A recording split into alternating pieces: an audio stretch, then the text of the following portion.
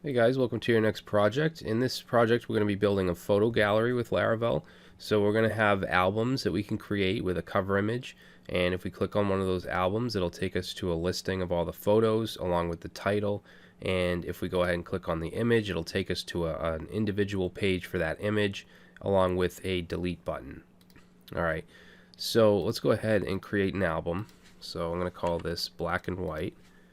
We'll just say photos that are black and white, and let's choose a cover image. We'll grab this chess image here and submit, and now we have that album. Okay, and you can see we get a success message. Now if I click on that, we can go ahead and click the upload button, and let's just call this BW1, and we'll say sample image.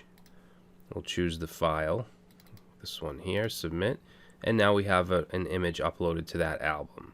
Alright, and notice we're not using Bootstrap, we're actually using Foundation, which is another front-end framework.